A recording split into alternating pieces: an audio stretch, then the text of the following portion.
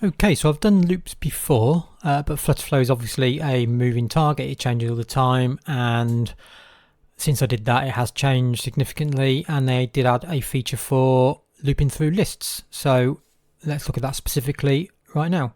Let's click on that icon there. So we do have two types of loops. We've got the while loop and the one over list, which is really the purpose of this, the over list one.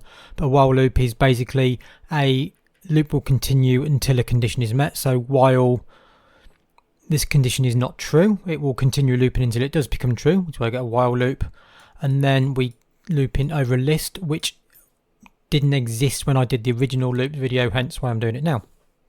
So basically, we've got a loop action and we are looping over a list. So we have got a list of data here, and that list of data is in a page state, and I will just go into test mode in a second and show you the list. But basically what we are doing in this particular app, we are manipulating PDFs, and we're inserting and combining PDFs, and we are adding the PDF base64 information to a list so we can insert it into our app. I'll show you that in a second. And what we're doing with this particular list, we are actually inserting that data within another PDF. So we're combining two PDFs and inserting the data.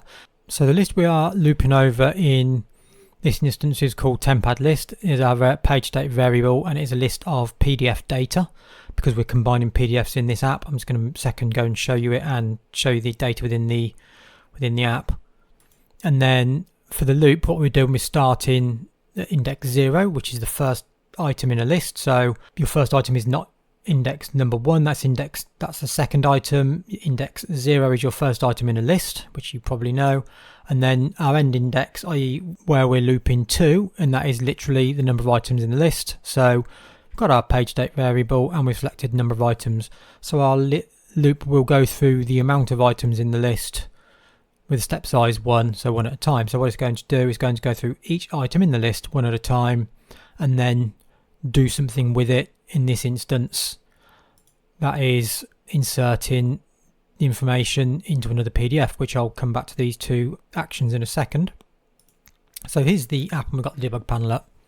So we've got a PDF here, and then we've got some PDFs we want to insert into a certain location. So if I check the checkbox, and then you see the temp add list down there has just had 2 items added, and that is the base 64 data for that particular page. And what we're doing with the loop, what it's for is for inserting into here. So what will happen is when I go to insert, I want to insert it after page 1. So what I'll do, if I just click on page 1, and then we'll get our 2 pages in there after page 1. And what's happened is we have iterated over the list and inserted it at a specific index after page 1, so that would be then become page 2 because it's index 1, and then we iterate over the list again, and then we're incrementing the insert location by 1, and then that puts that one in there. Hopefully that makes sense. In the action, we've got our var PDF list. That's our original PDF. So this base 64 information here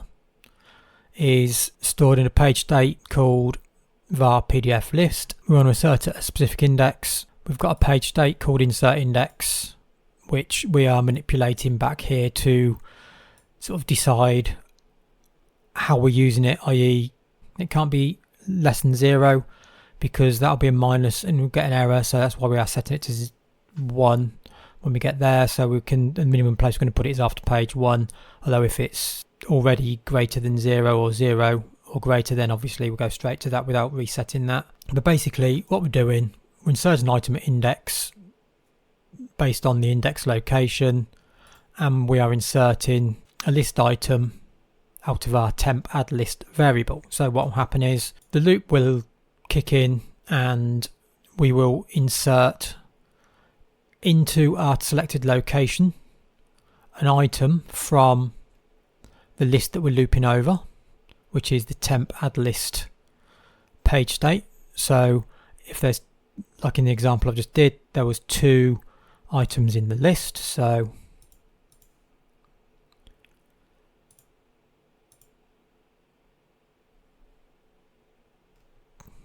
again, if I just check 4, 5 and 6, we've got 3 items in the temp add list. So we're inserting the first page first, and then we're incrementing our insert index by 1 and which list item by 1, which are two variables that we're selecting to insert our information. So which list item is which item in the list we're adding, and then the insert index is the location. So if you can imagine, if we're going to insert these after page 1, let's do that again. What we're doing, we're inserting list item 1 or 0, I guess, list item 0 in that location. Then we increment both those variables by 1, and we go through the loop again, and we put the next page at the next index in the list, and it's the next item in the list, i.e. the next page.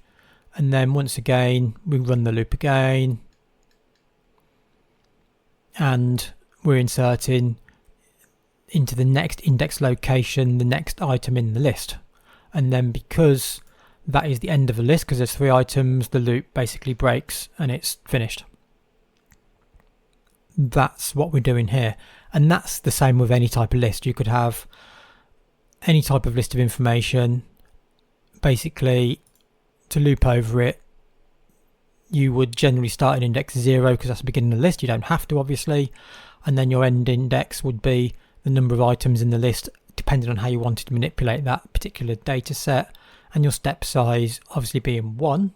Each item in the list it will loop over. I've done loops before, I'll probably do them again, but this is a functionality that wasn't there last time I did them, so hopefully that helps. Hopefully you can use it in your projects. It's pretty handy. Lists obviously is something, if you've got any sort of information, you do building any sort of app that's does anything that's mostly useful, you're going to be dealing with lists all the time and looping over them and manipulating them, and I've done that quite a lot in this particular application. For combining PDFs, there's loads of lists in here of different types with obviously multiple pages, etc. So looping over lists is a great way of manipulating information and using it elsewhere in your app. So hope that was useful. Hopefully you can use it, and if, as usual, please consider the like and subscribe, and I will speak to you in the next video.